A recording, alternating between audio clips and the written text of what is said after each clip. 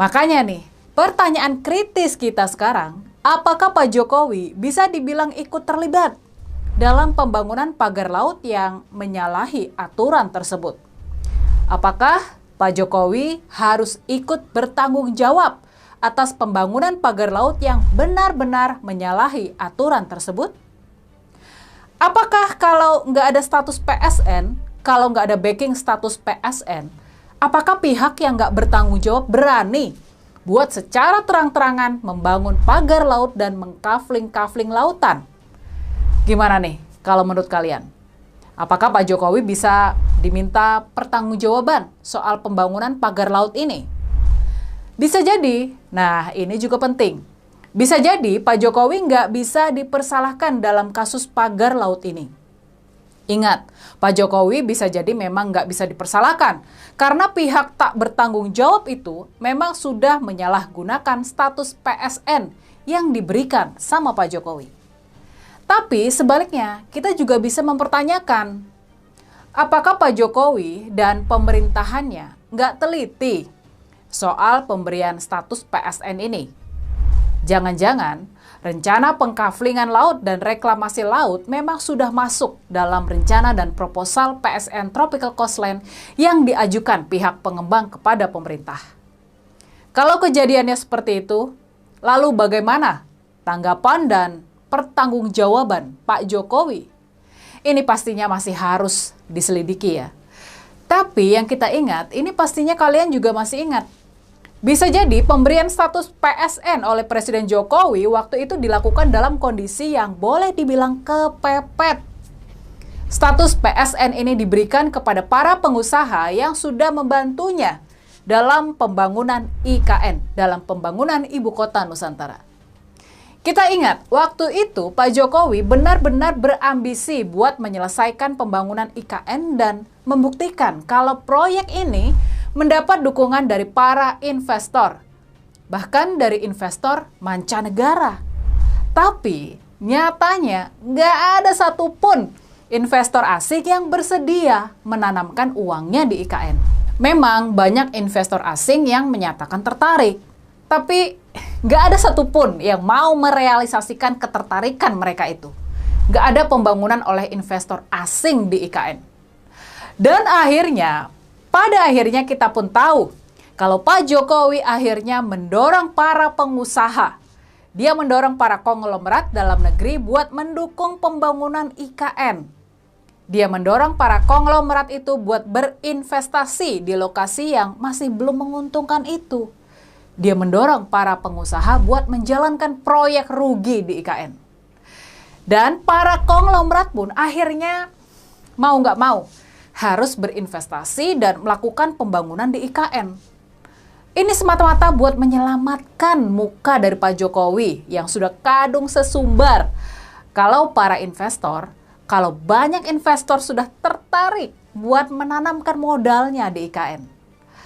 Kita tentunya masih ingat ya, ada konglomerat yang terang-terangan bercerita kalau mereka memang berinvestasi di IKN buat menyelamatkan muka dari Presiden Jokowi. Lalu setelah para konglomerat bisa dibujuk buat berinvestasi di IKN, setelah para konglomerat bersedia buat menyelamatkan muka Pak Jokowi, akhirnya mereka diberi ucapan terima kasih berupa status PSN buat proyek yang mau mereka kembangkan di sekitaran Jakarta. Salah satunya adalah proyek Tropical Coastline. Pak Jokowi membayar dukungan para konglomerat di IKN dengan status PSN buat memperlancar proyek-proyek properti mereka di Pulau Jawa. Dari situ, dengan modal status proyek strategis nasional, maka para konglomerat pun semakin berani dan juga mungkin semakin semena-mena dalam melakukan pembebasan lahan dan pembangunan. Mendapat backup pemerintah, bisa jadi para pengusaha menjadi tinggi hati dan jadi berani mengakali peraturan yang berlaku. CNN Indonesia menuliskan bahwa hari ini TNI Angkatan Laut membongkar pagar yang ada di Banten ya. Di sini dituliskan bahwa TNI Kelautan dan Kementerian Kelautan dan Perikanan akan membongkar pagar laut di Kabupaten Tangerang, Banten pada hari ini, hari Rabu 22 Januari. TNI khusus TNI Angkatan Laut bersama Kementerian Kelautan dan Perikanan KKP telah sepakat untuk melaksanakan pembongkaran tersebut. Rencananya akan dilaksanakan pada hari Rabu hari ini, tanggal 22 Januari 2025. Kata Kepala Pusat Penerangan atau Kapuspen TNI Maijen Haryanto saat dihubungi.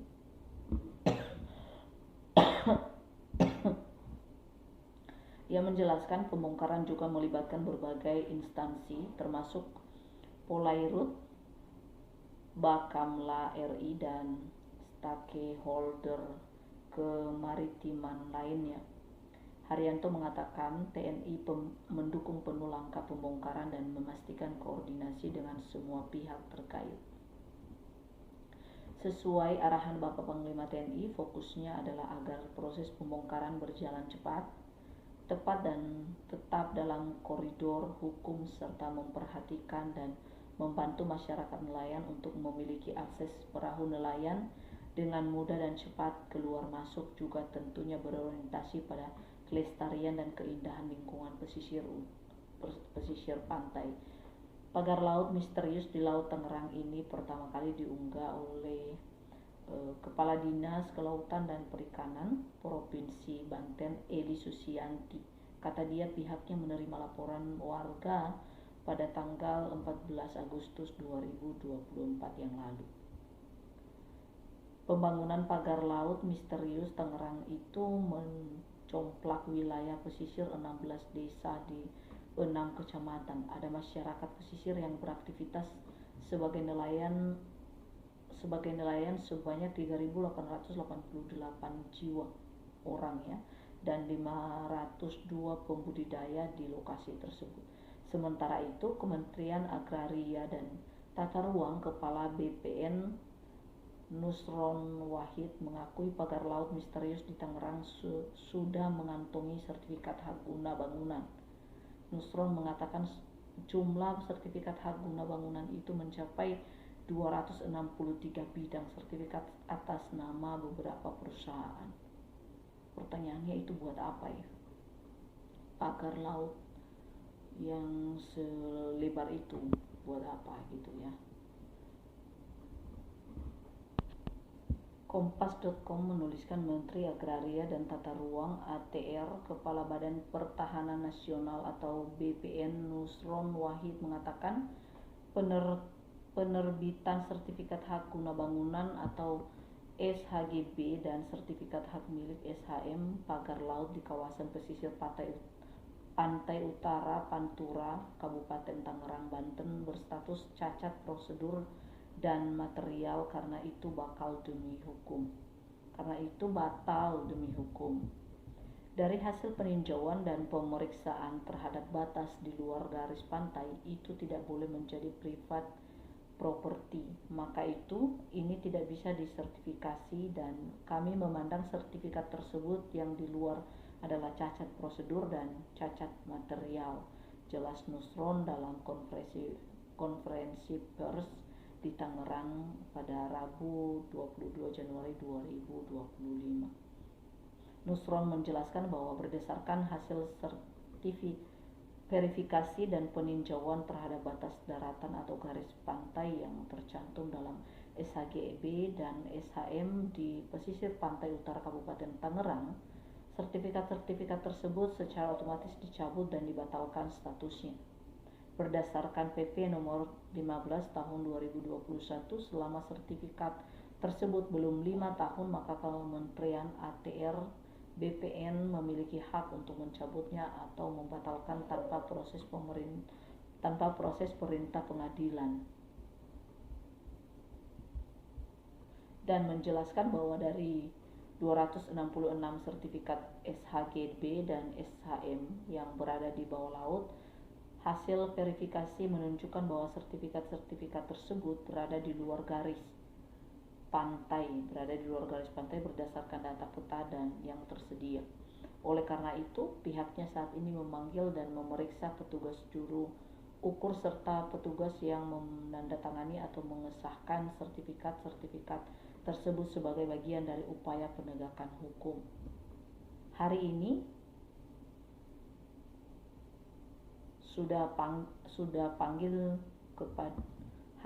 kita sudah panggil kepada petugas itu oleh aparatur pengawas internal pemerintah terkait pemeriksaan kode etik. Sebelumnya Nusron Wahid mengungkapkan bahwa dirinya telah memerintah Direktur Jenderal Dirjen Survei dan Pemetaan Pertanahan dan Ruang Kementerian ATR BPN Virgo Eresta Jaya untuk memanggil kantor jasa surveyor berlisensi. Menteri ATR menjelaskan bahwa pemanggilan tersebut dilakukan secara KJSB terlihat dalam pengukuran tanah sebelum menerbitkan sertifikat hak guna bangunan terkait proyek pagar laut tersebut. KJSB adalah kantor jasa survei yang berasal dari pihak swasta Kementerian ATR BPN agar memastikan apakah prosedur pengukuran yang berlaku telah diikuti dan dilaksanakan dengan benar oleh KJSB.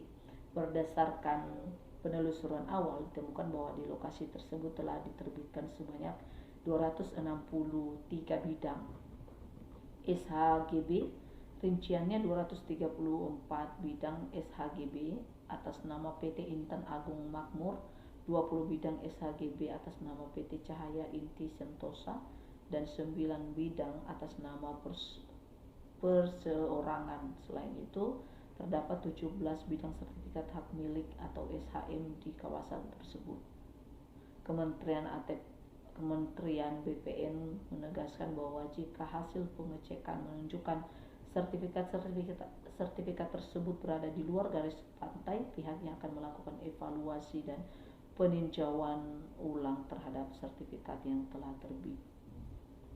Silakan tulis komentar teman-teman ya.